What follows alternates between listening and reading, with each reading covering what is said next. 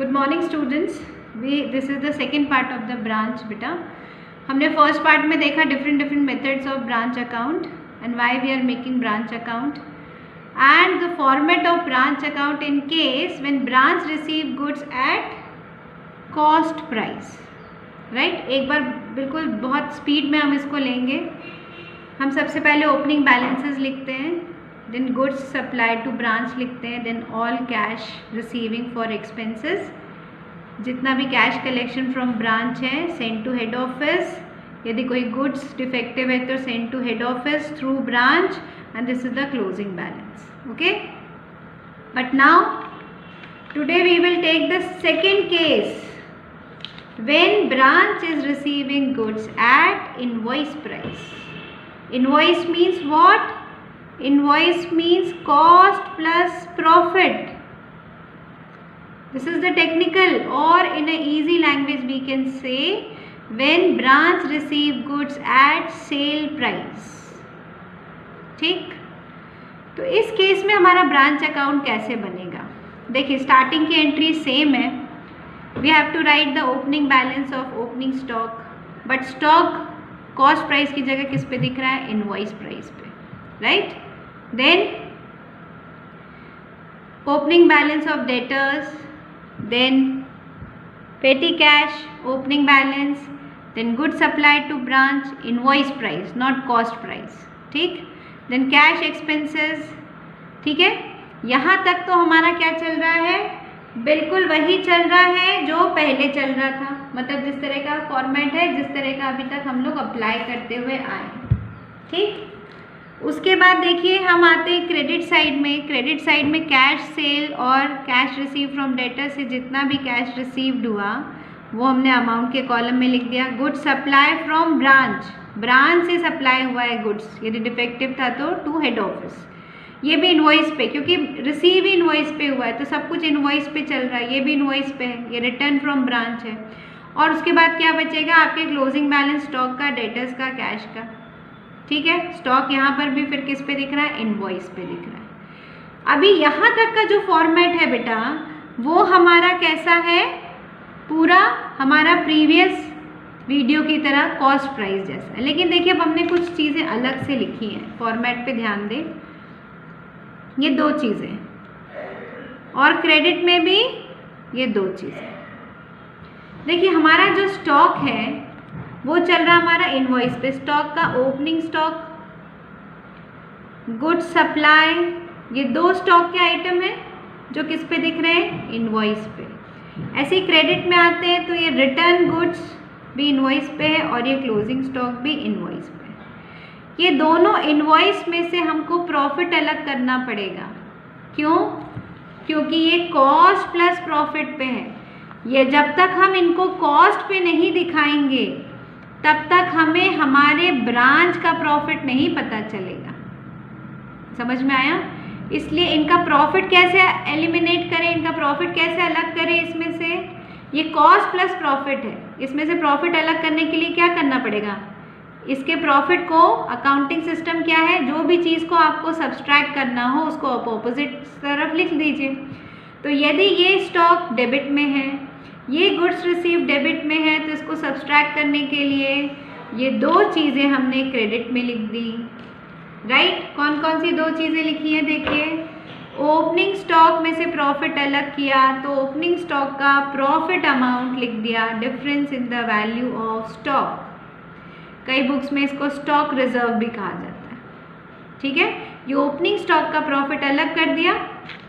ठीक, for example ये pen 15 rupees इसकी इनवॉइस प्राइस थी, यहाँ 15 लिखा है और इसकी कॉस्ट प्राइस है 10, तो 5 रुपीज़ इज प्रॉफिट। तो यहाँ 15 लिखा है, यहाँ 5 माइनस हो गया, ये पेन हो गया 10 रुपीज़ का। फिर गुड्स रिसीव्ड भी आपका इनवॉइस पे लिखा है, इसमें से भी प्रॉफिट एलिमिनेट करना है। देखिए मैंने क्या लिखा है? गुड्स सप्लाइड टू ब्रांच और goods receive from head office, profit amount अलग कर दिया। इस 15 रुपीज़ में से यदि 5 का अमाउंट अलग कर दे तो पहुंच गया 10 रुपीज़ पे। राइट, ऐसे हमारा ये भी दोनों इनवॉइस पे, इसको भी हम, ये दोनों किस पे दिखा रहा है? 15 पे। हमें इसको किस पे लाना है? 10 पे। तो we have to subtract 5 rupees from this. है ना, हमें प्रॉफिट का अमाउंट अलग कर देंगे यदि सेलिंग प्राइस में से, तो हम किस पे आ जाएंगे, कॉस्ट प्राइस पे। तो सब्सट्रैक्ट करने के लिए क्रेडिट वाली एंट्रीज को किधर लिखना पड़ेगा, डेबिट में। देखिए प्रॉफिट अमाउंट दिख रहे हैं दो वापस से, इन दो के बिहाफ में वापस दो यहाँ अमाउंट दिख रहे हैं। कौन कौन से दिख रहे हैं, difference in the value of stock, ये क्लोजिंग स्टॉक जो इनवॉइस पे दिख रहा था इसका प्रॉफिट यहाँ लिख देंगे। ये गुड्स रिटर्न जो इनवॉइस पे दिख रहा था इसका प्रॉफिट यहाँ लिख देंगे। अब जो बैलेंसिंग अमाउंट होगा, this is the profit of the branch. देखिए मैंने इसको एक बहुत ही सिंपल सा एग्जाम्पल लिया, आपको बताया कॉस्ट प्राइस और invoice price. Suppose we have 100 pen, 100 pen, the cost of pen is 10 rupees, so total amount goods received is 1000 rupees. ठीक, हमने इसमें से 90 पेन सेल कर दिए एट द रेट 15 रुपीज़, तो हाउ मच कैश रिसीव्ड और cash send by branch to head office 1350, इतना ही तो जनरेट हुआ ना, 90 इंटू 15 1350 की सेल कर दी आपने, क्योंकि ये किस पे किया आपने, सेल प्राइस पे। 90 पेन आपने 15 rupees is the sale price of this pen and 10 rupees is the cost price of this pen. ठीक, अब जब 100 पेन में से 10 पेन आप 90 पेन आपने सेल कर दिए, तो obviously closing stock is 10 pen. Valuation किस पे होगा, कॉस्ट प्राइस पे into 100, so 100 rupees is the valuation of closing stock. अब 1350 plus 100 1450 is the total of this credit side, in debit side is 1000, so obviously 450 is the profit of this branch if we are maintaining books at cost price, or we can say if we are receiving goods from head office at cost price.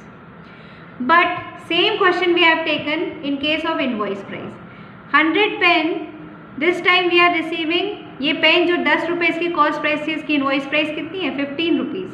अब हमने ये 15 rupees पे इसकी entry कर दी। ये देखिए हमारा format, हम स्टॉक को किस पे दिखा रहे हैं, इनवॉइस पे। 100 pen we are receiving from the head office at invoice price 15 rupees 1500, goods received. Out of this 100 pen we have sold 90 pen, so 90 into 15 1350 is sales, or we can say cash amount which is received by branch through sale. Okay, और 10 pen क्या हुआ है, 10 pen is your closing stock, because 100 में से 90 you have sold, so 100 is your closing stock, sorry 10 is your closing stock of pen. और ये भी किस पे दिख रहा है, क्लोजिंग स्टॉक भी आपका इनवॉइस पे दिखता है इसमें, तो 10 इंटू 15 150। अब आप मुझे ये बताइए क्या ये टैली नहीं हो गया, 1350 प्लस 150 कितना हो गया, 1500। 1500 का क्रेडिट है, 1500 का डेबिट है। Where is the profit of the branch? No profit. No profit earned by the branch. इसका मतलब तो यही है, no profit, no loss. Why? Because we are doing entry on invoice price. तो यदि हमको if we have to find out the profit of the particular branch, तो हमको ये जो इनवॉइस पे एंट्री है स्टॉक की, इसमें से प्रॉफिट अमाउंट अलग करना पड़ेगा, then only we will know the profit of the branch. अब देखिए 1500 का जो इनवॉइस था इसमें कितना रुपीज़ है, 5 रुपीज़ क्या है आपका प्रॉफिट है, 10 रुपीज़ कॉस्ट प्राइस था, 15 रुपीज़ इनवॉइस प्राइस। तो यहाँ जब मैंने इसमें से प्रॉफिट अमाउंट यानी कितना मैंने किया, 100 इंटू 5, ये प्रॉफिट अमाउंट मैंने अलग कर दिया, किस में से, ओ गुड्स रिसीव में से। ठीक है, और ये जो क्लोजिंग स्टॉक दिख रहा है 150 का, इसमें भी तो प्रॉफिट अमाउंट है, क्योंकि 15 रुपीज़ से इंटू हुआ इनवॉइस प्राइस से, तो 10 इंटू 5 करेंगे तो ये प्रॉफिट अमाउंट इधर अलग हो गया, ये इसका अलग हो गया, ये इसका अलग हो गया, राइट। अब देखिए 1350 plus 150 plus 500, this is the total of the credit. 2000 subtract 1500 subtract 15, then this is the profit of the branch 450। अभी तक यदि हम ये वाली एंट्रीज नहीं कर रहे थे तो हमारा प्रॉफिट तो निकल ही नहीं रहा था। जब हमने इस इनवॉइस प्राइस में से फर्स्ट और सेकंड, क्योंकि स्टॉक का भी किस पे हुआ है, इनवॉइस पे, जब हमने इसमें से इसके प्रॉफिट अमाउंट को अलग कर दिया तो हमने ब्रांच का प्रॉफिट फाइंड आउट कर लिया। समझ में आया? तो जब भी इनवॉइस रहेगा तो जितने भी स्टॉक से रिलेटेड आइटम्स रहेंगे, स्टॉक, गुड्स रिसीव, ये भी आपका स्टॉक ही है, जितना गुड्स आप रिटर्न कर रहे हो वो भी आपका स्टॉक का ही आइटम है, और आपका क्लोजिंग स्टॉक। ठीक है, स्टॉक आइटम में से प्रॉफिट का अमाउंट जब आप अलग कर देते हैं तो ही आपका ब्रांच का प्रॉफिट आएगा। तो यदि हमारा बैलेंसिंग अमाउंट इधर है, so this is the profit of the branch, और सपोज बैलेंसिंग अमाउंट इधर है, then this is the loss of the branch. Okay, thank you बेटा।